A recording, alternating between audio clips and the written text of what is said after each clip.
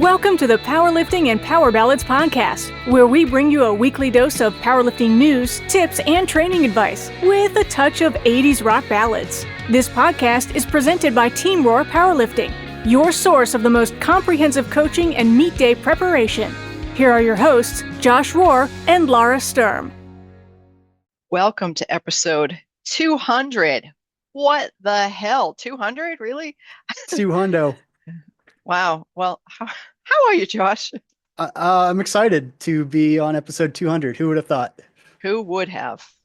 And Wow. and I was thinking about this I don't know, 5 minutes ago that we should have done something extra special for episode 200, but That's just us. Yeah. Maybe when we get to episode 500, we'll do something special. Yeah. We'll do a special thing for episode 213. How's that? Yeah, there we go. Because we're random. Yeah, that's true. That's how it works. Yeah. We should look up if we really wanted to do anything fancy, we could look up hidden meanings behind certain numbers and see if there's any meanings in the 200s and then do an episode there. Okay. 225, it's 2 plates when That's you use true. pounds. Yes. When we get to episode 202.5. There we we go. could ship it. We could ship it. Go to 203. That's what we'll start doing. We'll start doing our episodes in 2.5 kilo increments, but special episodes we can ship. So it'll be instead of episode 200 kilos, it'll be episode 200.5 because it's a special. Yes, exactly. There'll be no rhyme or reason. People will be like, "What the hell? This doesn't make any sense." Nobody else will notice. It'll just be our private joke. It's fine. Our episode numbers will go up pretty quick if we do that, though. That's true. Might get confusing for everybody, including ourselves. Really, that's what matters. Right. We're on episode 947.5, which is actually episode number 200. I don't know. I can't speak kilo, so it doesn't matter. Yeah. All right. So there were things that happened in powerlifting this weekend. Yeah. So we gave a preview with Cam about the Collegiate Nationals. The event happened and the results are out. So I figured we would go through the top 5 teams with the points that they scored and then also where they were projected when we did the preview show. So yeah, I guess we can start with the equipped women. You wanna run with that? Sure. Equipped women. So in 5th place with 50 points, we had Texas A&M, and with 4th place, University of Texas with 53 points. In 3rd place, Blue Mountain Christian University with 60 points. And 2nd place, 69 points, Northeastern University. And in 1st place, not a big surprise, Midlands University. Yeah, and these were as close to the projections as any of the other divisions. So basically 1 through 4 were projected 1 through 4. The only shakeup there was Texas A&M got 5th and they were projected 6th. But it wasn't a big shakeup because Sam Houston was projected 5th, but they got 6th. So basically just Texas A&M and Sam Houston swapped at 5 and 6 from the projections. Now the rest of them are drastically different than the projections. I don't know about drastically. All right, pretty drastically. Some okay, whatever. Shut up. All right, so equipped men. In 5th place was Blue Mountain Christian University with 50 points. In 4th place was UTSA, and they had 52 points. In 3rd place was Texas A&M with 62 points. 2nd place was University of Louisiana at Lafayette. And in 1st place, Midland University. Yeah, 75. Yeah, so this is kind of the one. Texas A&M is kind of the surprise here because we had projections that went 1 through 8, and Texas A&M was not even in the top 8 on that list, and they ended up in 3rd place with 62 points. So that was kind of a surprise there. And then University of Louisiana at Lafayette, that's Cam's team. He said to be on the lookout for them. They were projected 4th, but they finished 2nd. So that was pretty good. So we should have been on lookout for them. Yes. All right, moving into raw women. In 5th place with 29 points was Concordia University, Nebraska. In fourth place with 30 points was UTSA. In third place with 30 points was McKendree University. In second place with 32 points was Davenport University. And in first place with 72 points was Midland University. Midland. Yep. So yeah, there was a tie for third at 30 points between McKendree and UTSA, and McKendree won the tiebreaker there.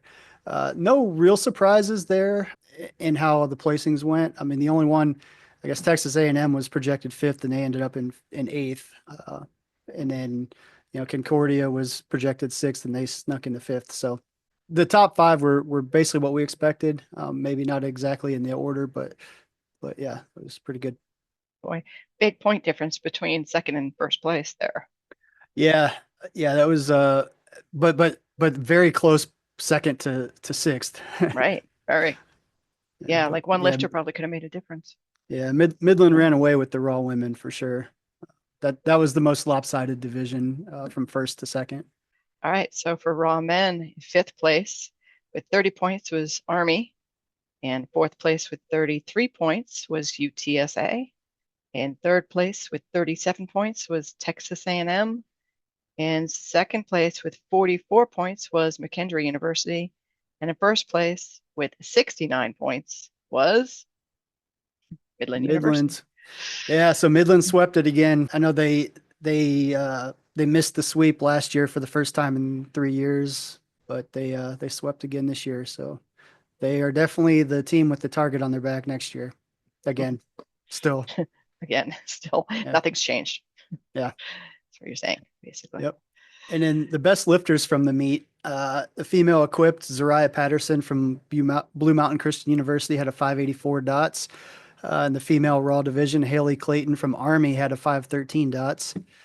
The male equipped Ray Bowring from Midland had a 628 dots, which is insane. Yeah. He had a crazy day. I think he squatted 475.5 kilos, which was the American record or world record, but it's one of like the highest single ply squats in history. So it's pretty crazy. College guy. And then the male raw best lifter was Jaden Lowe from Blue Mountain Christian University with a 577 dots. So Blue Mountain Christian University had two of the best lifters, female equipped and male raw. It's kind of crazy. Wow. That's awesome. And I want to give a quick shout out to Friends University because Coach Kate Jones is one of our lifters for a long time, and she is the head coach at Friends University, and she made a little post about how we didn't mention her team in the preview show, and she's right, we should have, because she's done a really good job. She's one of the coaches I really do respect. She's done a really good job there. Friends University is a pretty small school, and their men's raw team got 9th out of 104 teams, and their women's raw team got 7th, tied for 6th, but they lost the tiebreaker out of 104 women's teams. Wow. So they've definitely done a really good job there, and shout out to her. She deserves it.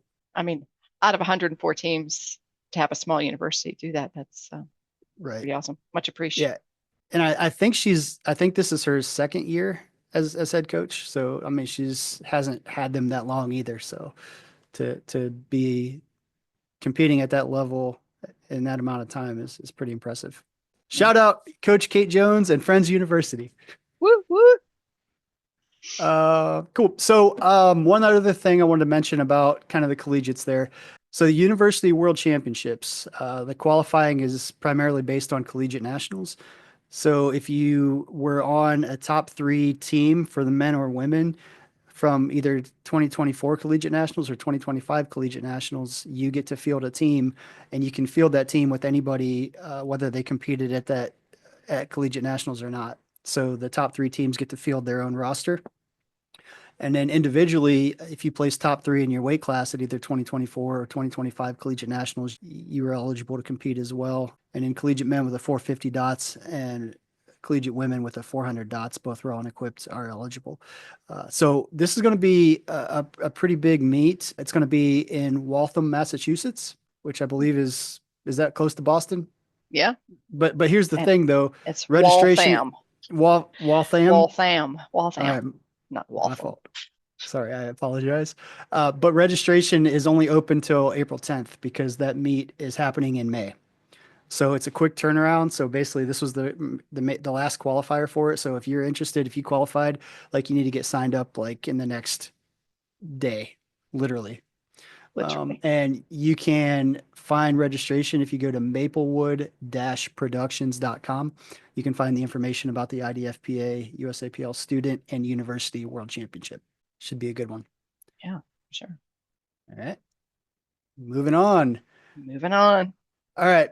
So there was one thing that happened at Collegiate Nationals that I initially was irritated by and was not going to even mention it. But then I figured out that this particular individual that did this was a Georgia Tech lifter.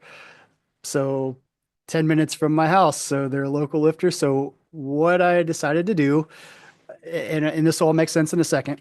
I asked this individual to be on the podcast to explain themselves, but they had class, so they recorded a video explaining Oh, themselves.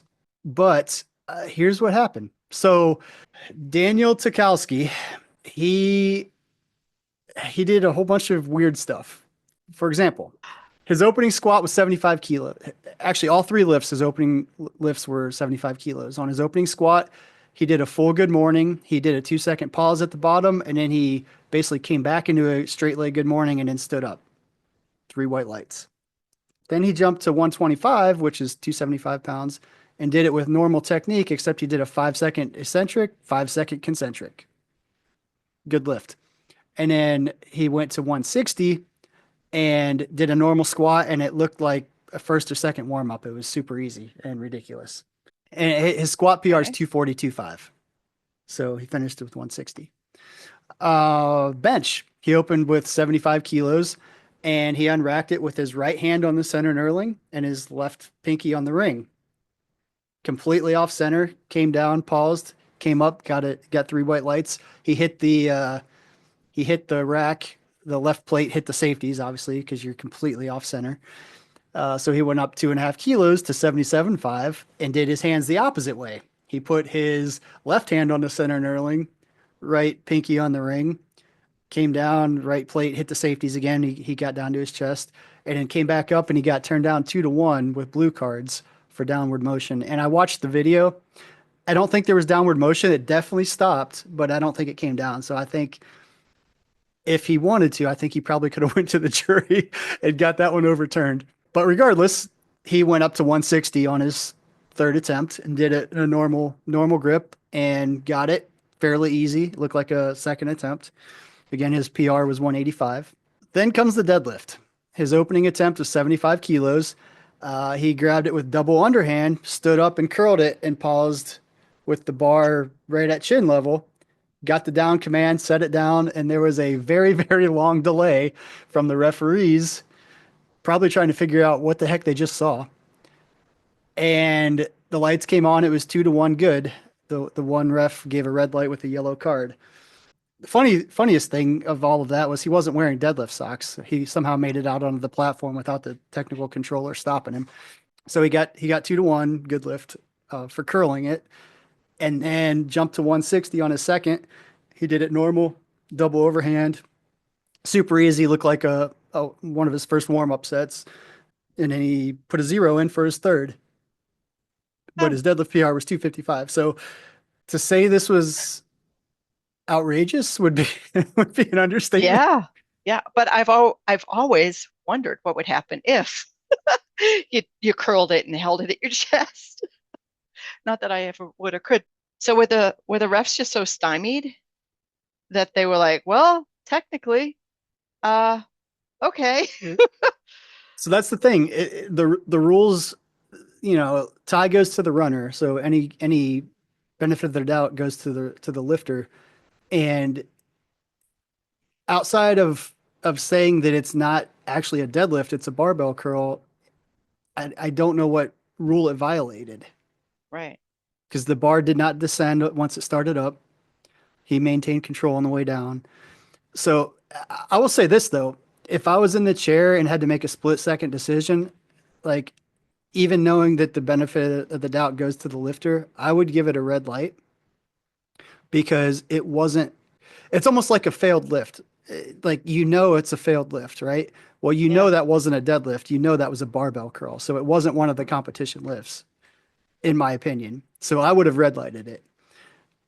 And then, the jury then can deliberate whether they want to overturn it or not.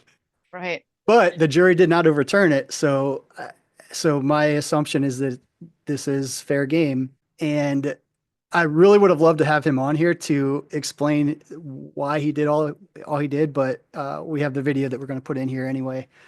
So I guess before we get to the video, what are your thoughts? um, I, it's funny that he wasn't even wearing socks. I mean, nobody noticed Well, he did that he on the red lighted second. for that. He had him on for the second attempt, but Right. yeah, somehow he snuck out there with no socks Yeah, on because the they were, first and then attempt. he curled it, and everybody was like, "Oh, is he wearing socks? We don't even know. We can't even think about that." It's interesting that he did that. Obviously, wasn't treating it like a serious meet, which I also don't know that I have problems with because sometimes think we take the sport way too seriously, like it's, I don't know, something that is life or death, and it's not.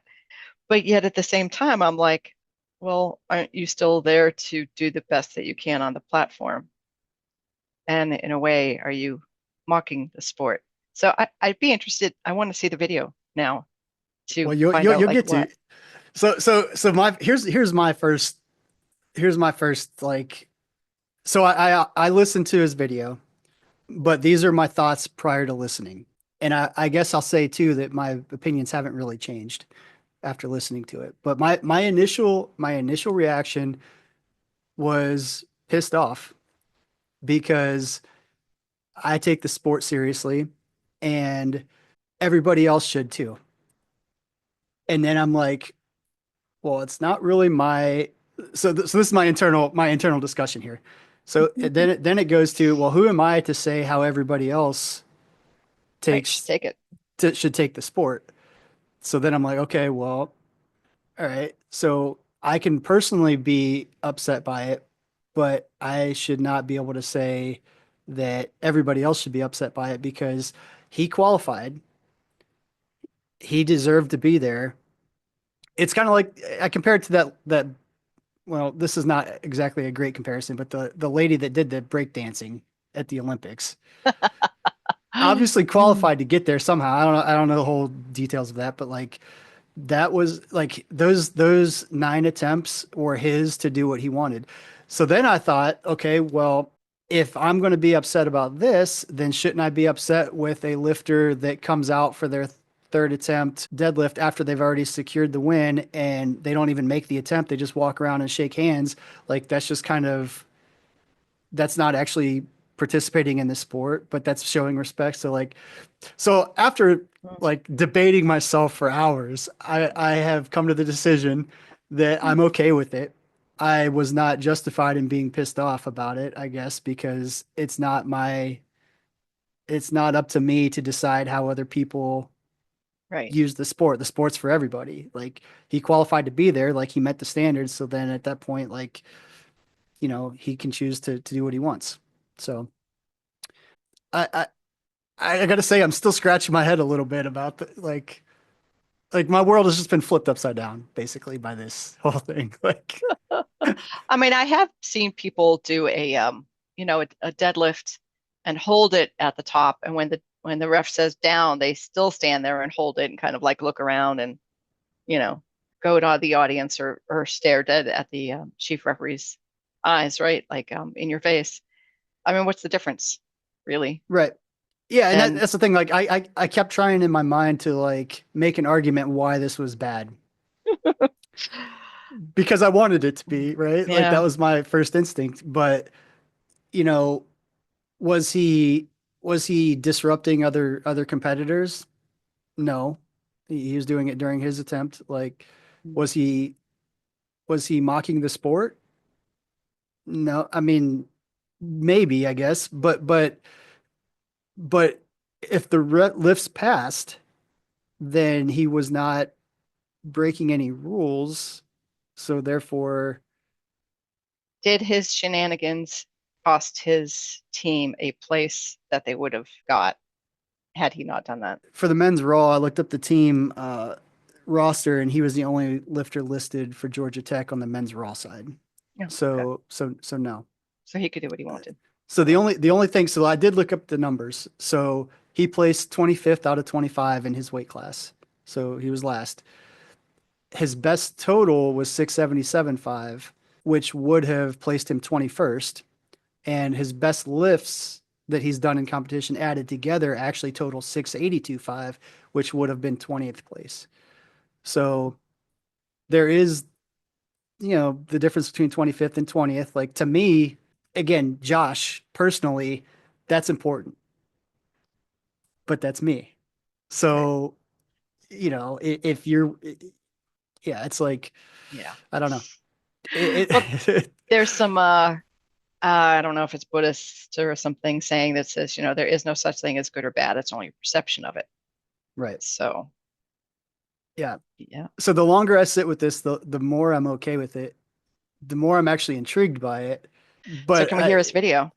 So this is unedited Daniel Tikalsky's explanation for why he did what he did. Hi, my name's Daniel Tikalsky. I am the USA Powerlifting National record holder in the curl, the bicep curl.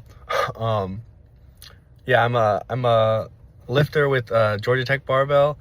I'm graduating this semester, so I'm in my last year of college, and this was my first Collegiate Nationals. Although I qualified for it last year, I couldn't do it because of some academic reasons that I was going through. And then the year before, I missed the QT by a small amount, and I went and I handled it at the one in Arlington.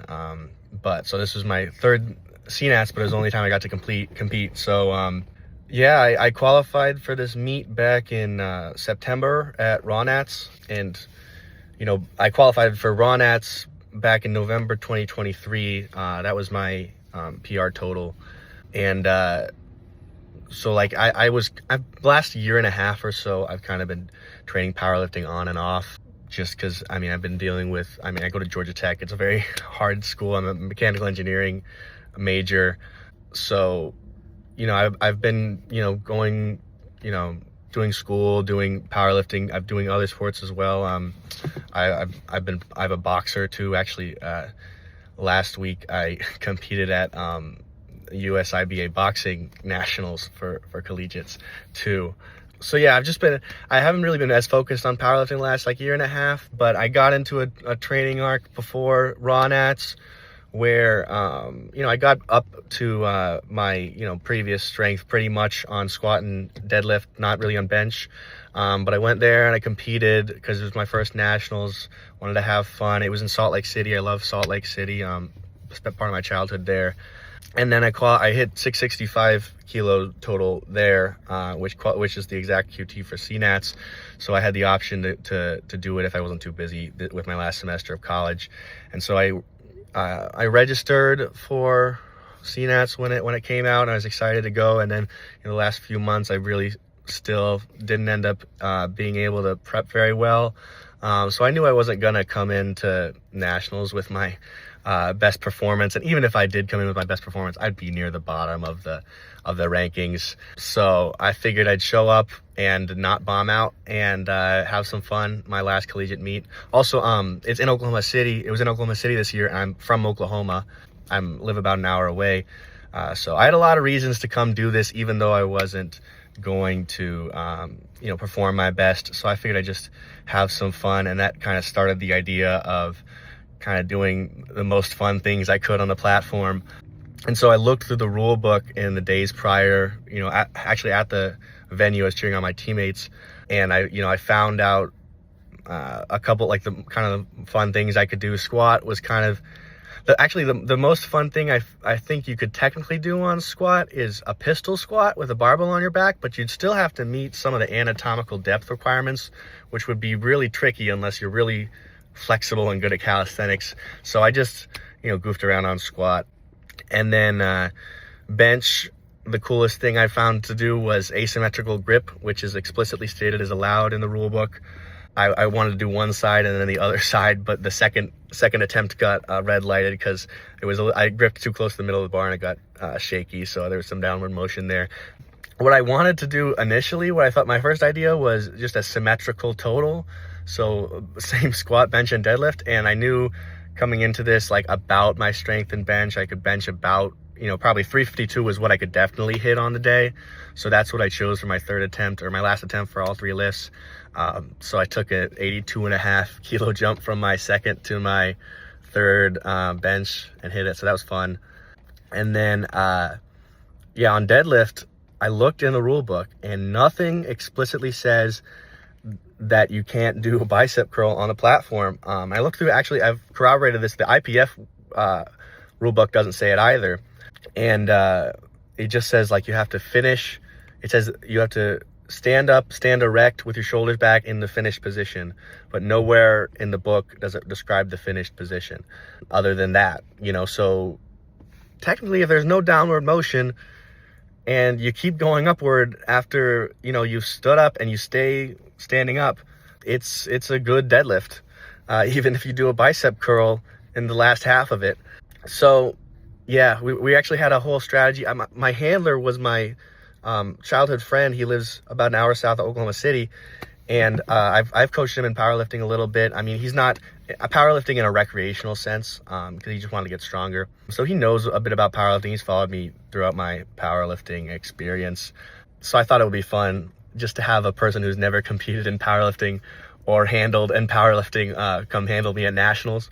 So we had a strategy. I had to give him a crash course on handling like 10 minutes before we started warming up.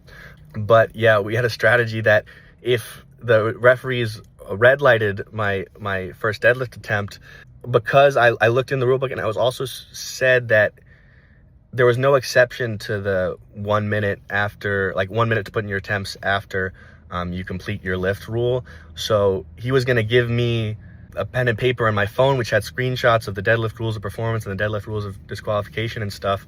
And I was going to go argue with the jury, and he was going to put in my lift and then come over and help me. And then that actually ended up not having to happen because the two out of three referees really knew the rule book, I guess, or were confident enough in their guess.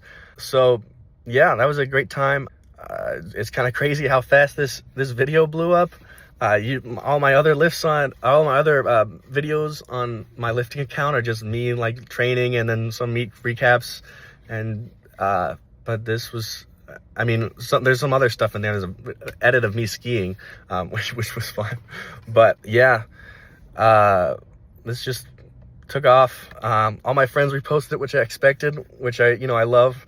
But Kevin Serrano, the commentator, reposted it. Steve DeNovi reposted it, which was crazy.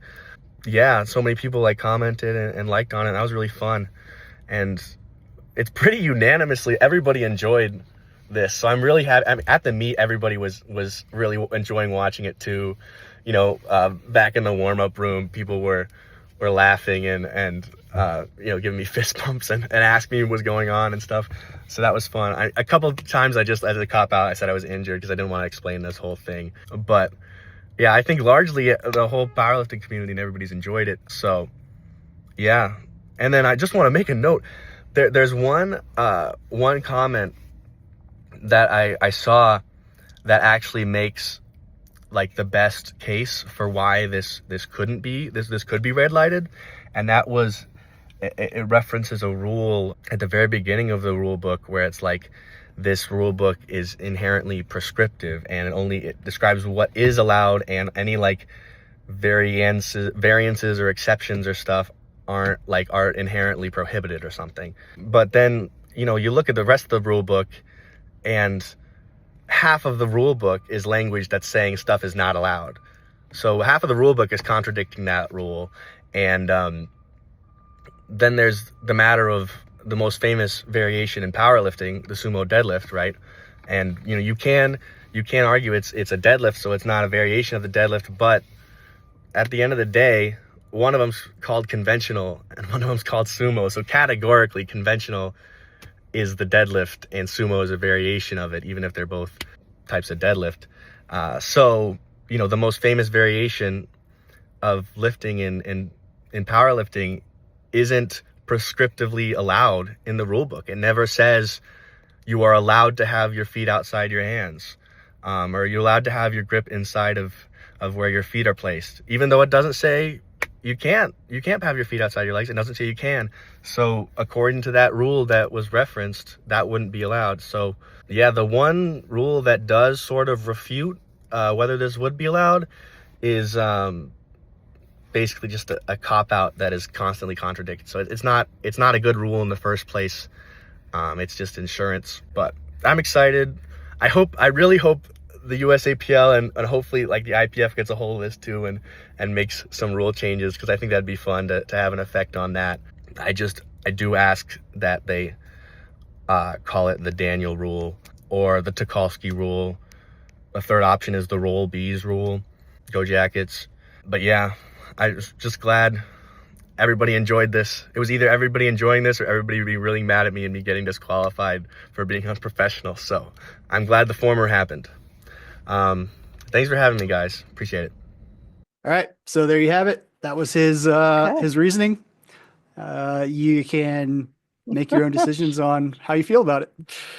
All right. Moving on. Okay. So one of our lifters, Cindy Yeager, ran her second meet ever, Frank's Power Fest up in Wisconsin. So congrats to Cindy. She is the co-state chair of Wisconsin Nice. now. So she's moving on up. And the other thing I want to mention is there's a lot of lifters that have been trying to qualify for nationals and haven't been able to make it or whatever. But I want to kind of invite lifters to consider going to Equipped and Bench Press Nationals. That's July 25th through 27th in Valley Forge, PA. A couple reasons. At Equipped Nationals, well, one, Equipped Nationals and Bench Nationals are happening the same weekend. So it gets a group of lifters together. We're going to have a pretty large number of lifters on the team going. But if you're a Masters lifter in the Equipped division, you just need any total to qualify. So a lot of Masters lifters who've been trying to make Raw Nationals and haven't been able to make it, this would actually be a great opportunity to compete at the national level. And you don't have to wear gear. You don't have to wear a squat suit and things like that. You can lift Raw in the Equipped division just to get platform experience. I think would be, a good idea. And then for Bench Nationals, it's the same thing. Like every division, you just have to have any total from a USA powerlifting meet to qualify. So, if you haven't been able to make nationals in a full power meet, bench nationals might be an option to get some national level experience. So just want to throw that out there. Something that for whatever reason was on my mind to say. Yeah, because why not? Yeah, why not? I mean, if your goal is to get to the big stage, like this is one of the big stages. So, it might be an opportunity to get some experience and, as you're chasing, Raw Nationals or even regionals, something different. Right. And that different stimulus is never a bad thing, although good and bad. Right. Who was to say? All right. Anyway, we're going to move on to the powerlifting situation. Here it is. A lifter forgets to wait for the rack command on squat and gets red lighted. They get frustrated and claim they didn't hear it. What can they do about it? I mean, really, the only thing they can do about it is go to the jury and say, hey, I didn't hear it, blah, blah, blah. But the jury's not going to do anything about it because there's also the visual hand dropping that you can see. What could happen then is, the jury could ask the referee to be a little bit louder or move a little closer to you for the second attempt. But, I don't, if this is me, it's, if you don't wait for the rack command on a squat, that's really on you. Like, I don't think there's too many excuses for that. Even if the referee doesn't say anything verbally, the hand signal is there. Like, obviously the referee is going to say something, but that kind of invalidates the not being able to hear it part, because that's one of the reasons for the hand gesture. Right. Is to know when the squat command was given and the rack command was given. So in this situation, you can go to the jury, but is it really going to do any good? Probably not. Because really, when you come up from a squat and you're waiting for the rack command, because you know to wait for it, you're going to be looking right at the chief ref. I mean, they either give it with that, that hand signal coming back, or they don't. It's not about hearing it. And the other side of it is, that's something you should be practicing. Like when you finish a squat, stand for a second or two before you rack it every time just to get used to that. So that if you do completely have a brain fart and forget, chances are the referee would have given the rack command before you start walking in anyway. Right. Yeah. So what can you do about it? Do better. You do better. That's pretty much it. Like, Yeah. do better. All right, new lifter tip. Strengthen your weak points. Identify the weak links, what's causing them, and program accessory exercises to improve them.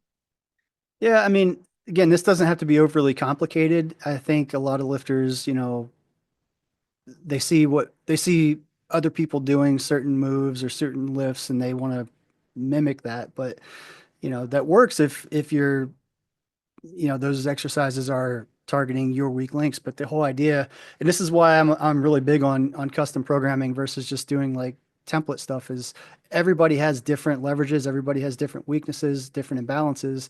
And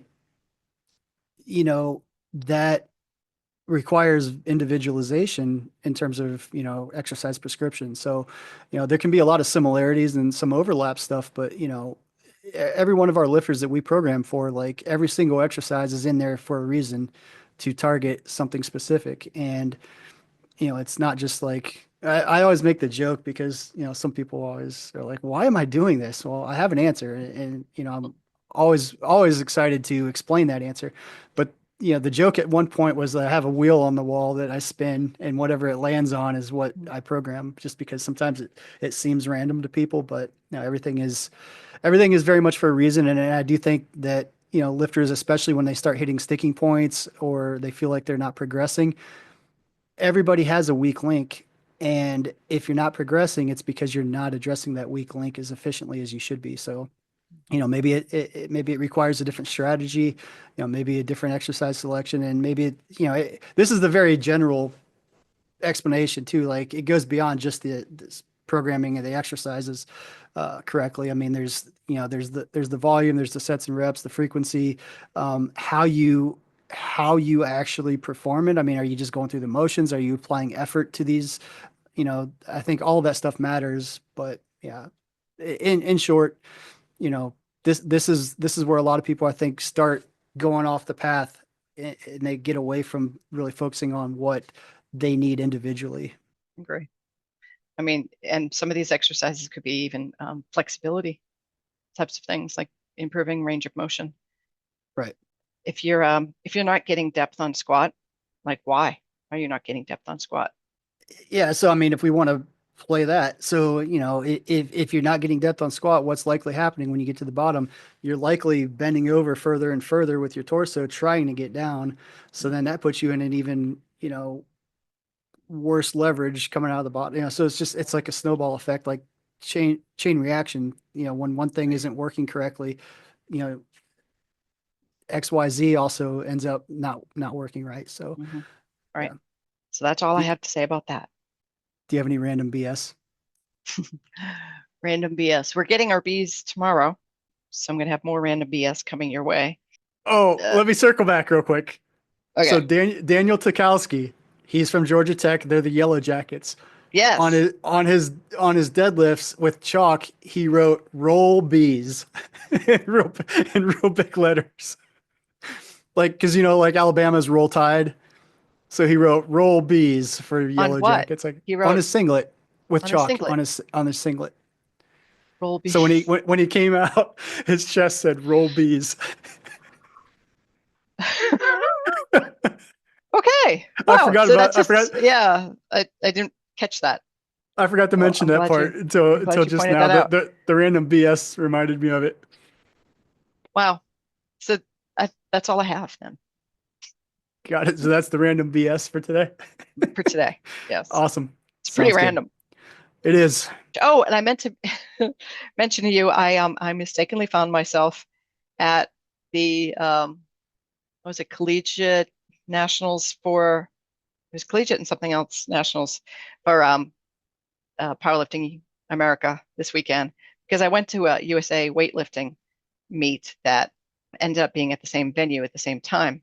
So there was like 2 platforms, or I don't know, for Powerlifting America, and then like 3 or 4 platforms for USA Weightlifting.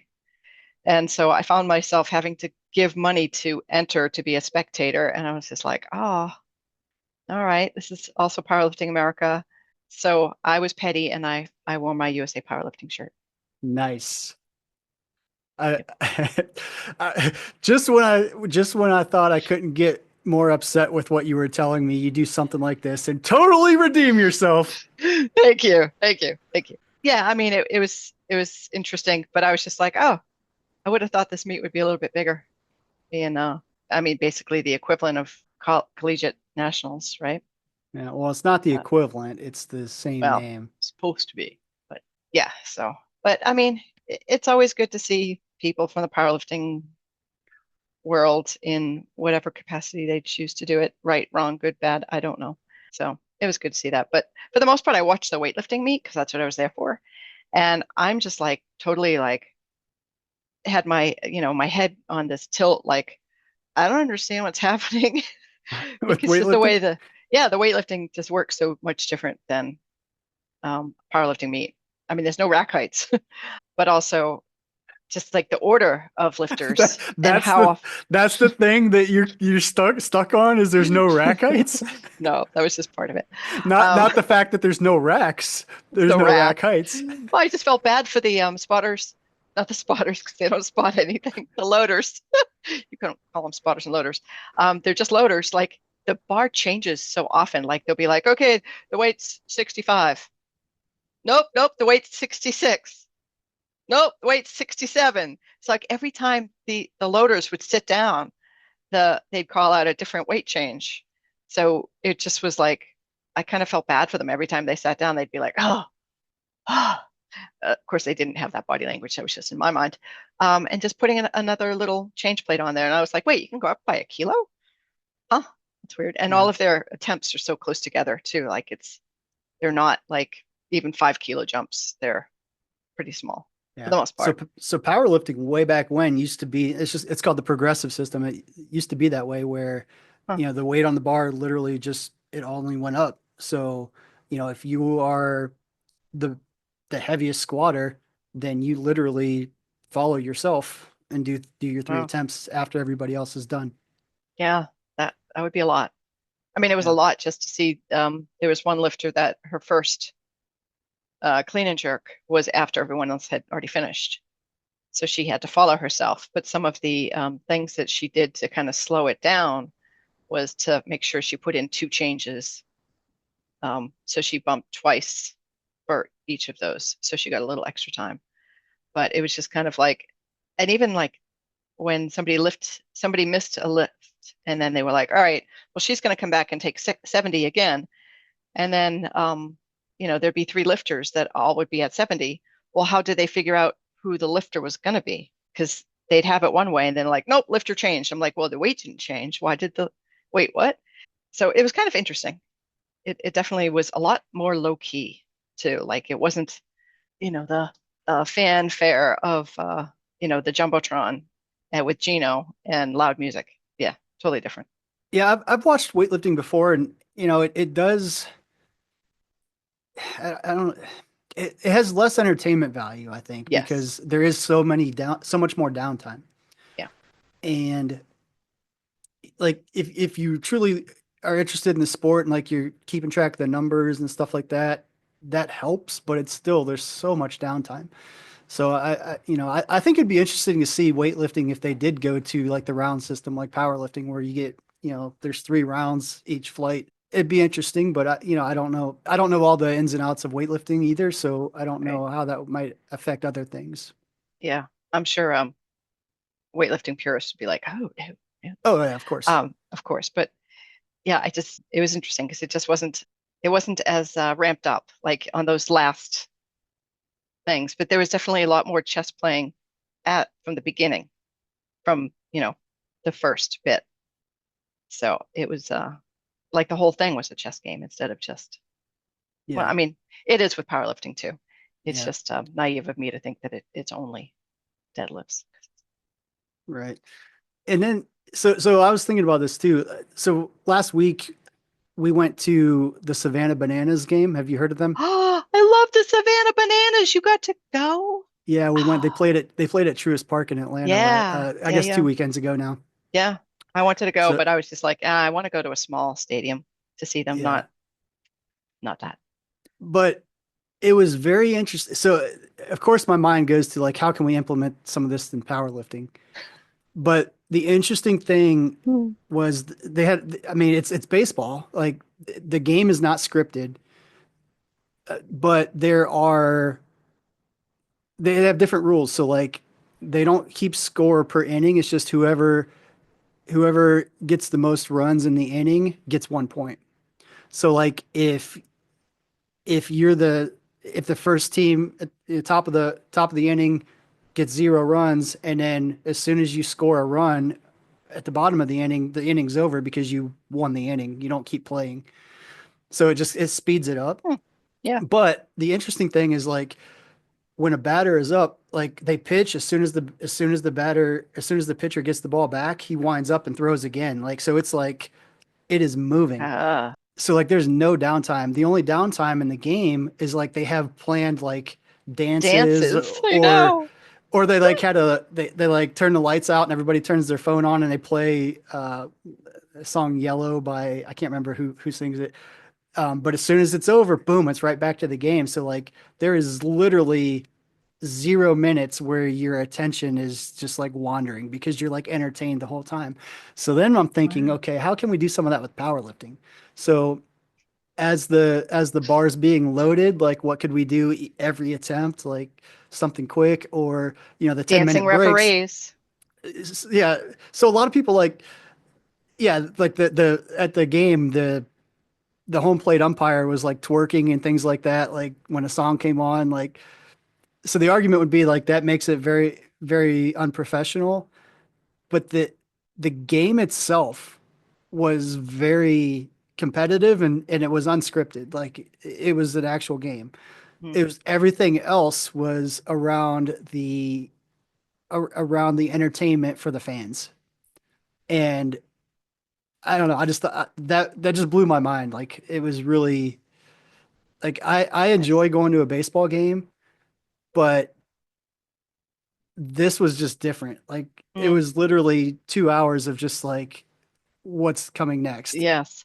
I have been following Savannah Bananas on Instagram. Just I ran into them and I was just like, I love this so much because it is super entertaining, but yet they're very athletic Oh yeah, and their plays like there's I've seen like double plays that were just like slick and just like barely there. And then, the referee calls it, out and then does a flip, right. and their dancing is actually pretty good. And it's like they take everything to that next level. And I'm like, this is what baseball needs. This And they everyone have would watch this. they have like this group of like overweight men in belly shirts that are the cheerleaders. They have Yeah, yeah. uh yeah, they have like the dancing grandmas that come out and Yeah, the do banana a show. nanas. Banana nanas, yeah. It's just like there's so many things that by themselves are ridiculous, but when it all works in, it's like Mm, it actually kind of fits. It's yeah, pretty yeah, interesting. yeah. So much appreciate to the Savannah Bananas. Yeah, so I'm definitely like that's where my mind is at right now. Like how Yeah, do we incorporate some of these yes. ideas into powerlifting to make it more We entertaining could for have the our own spectator? federation, Josh. We could we we definitely need more federations. Yes. But I mean the thing Oh, is like the integrity of the game wasn't affected. So from that standpoint, the integrity of the powerlifting meet wouldn't be affected. It would just be all of the other things for the spectators after the fact. So like right, we wouldn't need another federation. Like we just, you know, right. what can we add into it? We just need to get things choreographed better. We Right. need dance dance offs instead of if you have the same weight, instead of going by, body weight, you have a dance off to decide who's going to go first or yeah, Yeah, the something. coaches do a dance off to decide who goes first or something. Yes. Yeah, That way the yeah. lifters can stay in the zone. Yes. Yeah, we're gonna have to work on this. We'll brainstorm a little more. Here's what we do. 30 minutes before weigh-ins start, there is each flight has a group paper, rock, scissors tournament to determine lot number and weigh-in order. So That's fair. everybody's cranky because they're cutting weight and they're taking it serious because they want to get weighed in and get done. And yeah, so I don't know. That's probably not a good idea. My ideas are not going to be as good as the Savannah Bananas. Definitely not. That could make people want to come like watch the weigh-ins. I mean, not obviously watch weigh-ins, but you know what I mean. That would be called having a peephole into the weigh-ins like that. That's illegal. Don't do But I mean, like UFC, like they have the public weigh-ins for UFC yeah. I see what you're saying. where people want to come to the weigh-ins and see Right. what people weigh in at and stuff like Right. that. So like making People that part going of the head show. to head and making part Yeah. of the Yeah. the stare down when they go like forehead to forehead. Right. Yeah. I don't know. I'll have to think about this. Mm. If any listeners have any great ideas for how to incorporate this stuff, like I think Yes, I think the 10-minute breaks would be a good opportunity for something, between squat and bench and between Yeah. bench and deadlift. I foresee a powerlifting podcast poll or a teamwork poll. Like we need to make this a little bit more Savannah Banana like. What can we do? Let's go. Yeah. I think Gino's a good start, Definitely. but Definitely. just imagine if Gino was part of a bigger entertainment piece. Or like he like Gino is the entertainment right now, but what if he was just one piece of the overall entertainment? Like that would be, crazy. Yeah. I mean, didn't he get a start by emceeing wet t-shirt contests? Yeah, I think so. So, I mean, we could have that going on over here. Sex is probably not going to happen anymore, which is fine. Wait, what's not going to happen anymore? What did you say? It's sexist. You would never have a Sex. I thought you said sex is never going to happen anymore. Like you were. I'm like, no. Wait, what, Oh gosh, what were you? Josh. That's it's sorry. sexist, and it's never going to happen anymore. Yeah, I get that. Yeah. That's just not And what I'm I not heard. saying Sorry. it should. Okay, yeah. All right, we're just going to end on this note. Yeah, I think we're done. This is awkward. I'll see you next week. We're not. Bye now. Thank you so much for listening. If you enjoyed today's episode of the Powerlifting and Power Ballads podcast, please remember to subscribe and share it with your friends.